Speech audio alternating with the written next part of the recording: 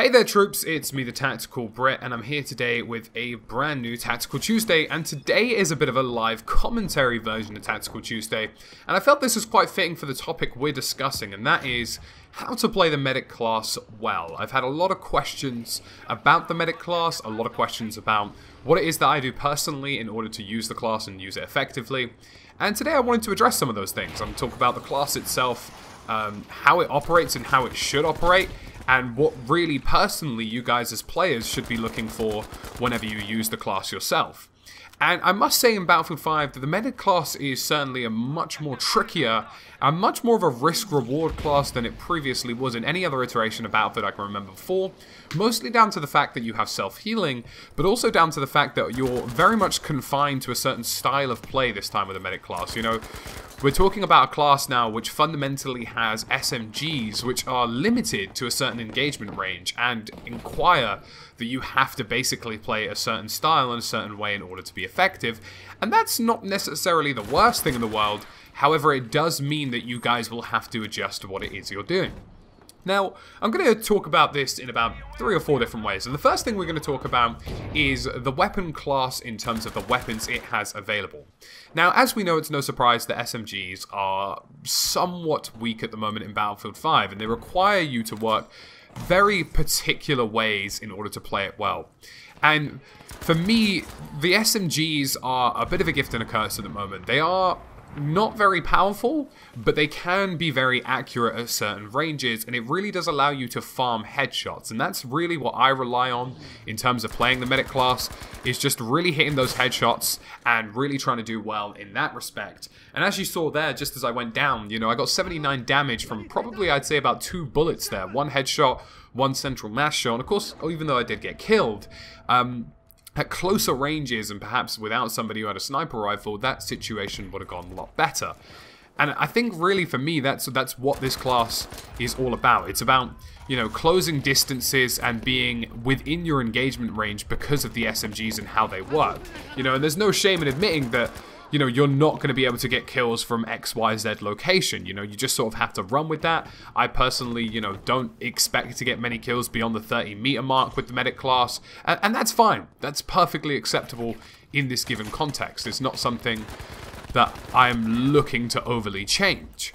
Now, another thing as well is the medic does have superiority of the hipfire. The hipfire in the medic class is something that's very strong. Most medic weapons will give you a superior hipfire, and it allows you to get really up close and personal without necessarily thinking too much about aiming down your sight. And you saw me use it briefly there, but just in general, it's a class that you don't necessarily have to ADS in super close quarters, whereas other weapons like LMGs and assault rifles sometimes entail that you do.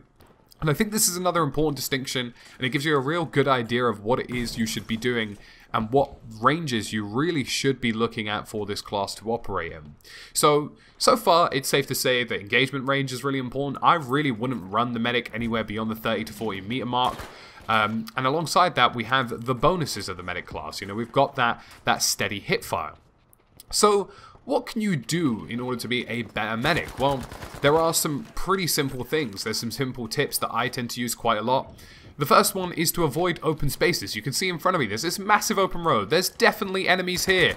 I know that somebody is using a medic slash sort of SLR style rifle, and I know for a fact that somebody is using a sort of sniper rifle. I could hear that there was a DMR, I could hear that there was a former sniper, and I could see that there was a medic as well.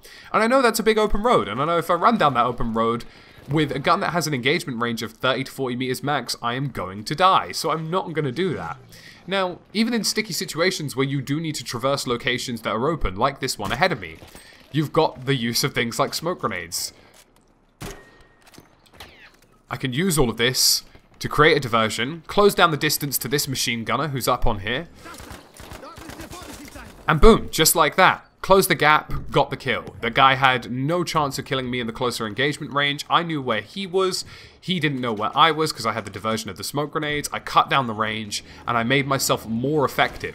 You know, I didn't have to rely on my gun being effective. I made myself more effective by closing down that range in the first place. And that's vitally, vitally important to everything you do with the medic class. You have to really move methodically here. There is no other class that will require you to move as methodically as a medic. Maybe a sniper rifle. You know, as a sniper, you seek those long ranges. As a medic, you seek those short ranges. And on both sides of the coin there, you know, you're doing your job. The next thing for me, really, about the medic class, I think this is something that's worth talking about, is you have bonuses like self-healing.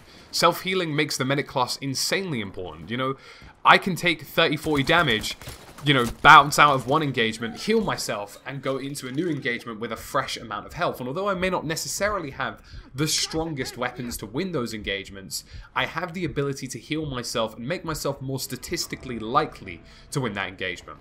You know, somebody who comes up against me with 60 health as any other class is not going to do as well as me as a medic with 100 health because I keep self-healing. And that works perfectly. And I think the Narvik map that we're using for this is a very good example of a map that's open, requires me to think methodically about moving between locations, and will definitely get me injured a lot in big open spaces, which is why I think it fits the mold for how to play medic incredibly well, because, you know, I have to be smart, I have to heal myself, I have to cut down engagement range distances, I have to be very methodical with everything that I do on a map like this, because it will punish me if I'm not. I think that's very telling, and I think it's something that I'm kind of glad we're doing a live commentary style thing for this one, because, you know, you can literally see what it is I'm talking about as I'm doing it, and that's nice, you know. At the moment, for example, I know that this is going to be a very tight situation. I know over here is a massively big open space. I know behind me is a close quarters engagement.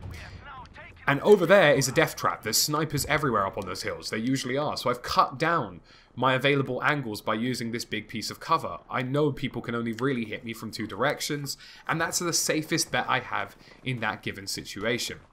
The same thing will apply whenever I go into any objective or any engagement. I'm thinking about where I can limit myself in terms of where I can get shot at from, and how I can improve my traversal between places to improve my outcomes in overall engagements. So at the moment, I'm going to run up to objective A here, I'm going to keep hugging this line here, I'm going to avoid big open range spaces, I'm going to use concealment, I'm going to use cover, I've got this hill here, I've got some trees, I can hear a tank, I know that's there, I've got the building is where I want to be because I have an SMG and other players won't.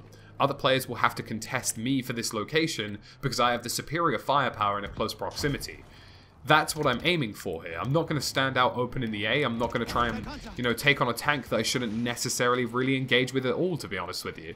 You know, I'm just going to play my position, play what I'm strong at, and in turn that will benefit me. You know, I'm not looking to do the amazing, I'm looking to do what my class is capable of. I'm looking to farm the headshots, and I'm looking to run and gun. You know, I'm looking to run between locations effectively as a player. You know, there's no harm and no shame in moving between the objective methodically, bit by bit. You know, I can take on guys like this, I can do that, that's not a problem. Minus, you know, nearly blowing myself up, but we'll get to that. But at the same time, I know my likelihood against a tank and a long-range player is never necessarily going to be the strongest.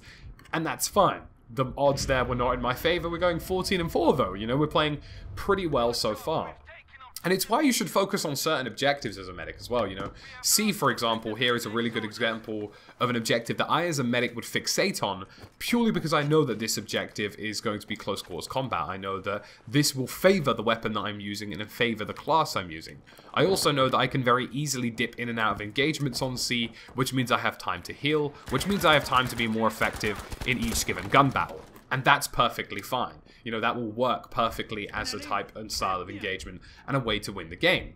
And although you may not win every gun battle, you may not win every situation you find yourself in, that's not exactly what's going to happen as a medic class. You know, you have the ability to heal people, you have the ability to run around and really make a difference with healing and stuff like that. So, although you may not possess superior firepower to something like an LMG or an assault rifle, you still have options available to you that will make you an overly decent class. So, that the guy's just been wrecked. I'm going to cut down my engagement ranges here. I'm going to try and confuse enemies in front of me. I know what we've got going on ahead of us. I know we've got people in that building. I know I've got smoke grenades to try and counteract what level of fuckery is happening over there. I've moved over. I've shifted through. Cut down the engagement range. 1-2 kills. Boom. Perfect. moving along, shifting through the buildings, another kill, boom, reload, small mags. We know that's happening with a medic class. I've been hit, I've healed myself, I got another kill, got on the staircase, no problem, throw back his grenade, keep moving, cut down engagement range, shift between engagements. I don't want long range engagements, I want short ones, I want corridors and I want hip fire, and that's exactly how I'm going to win with a medic class. That's how I'm going to play it well. I'm not going to seek engagements beyond my capacity, and I'm going to play to my own strengths. And that's just a very quick-fire example of everything you can do to be good with a medic class. So troops, I hope you've learned a bit from this live commentary. Let me know what you think in the comment section below. Let me know what other topics you guys want to cover. I was looking forward to covering this because a lot of people had asked me to do it. And I'm interested to see what you guys come up with next. As always, folks, it's been me, the Tactical Brit, and thank you for watching.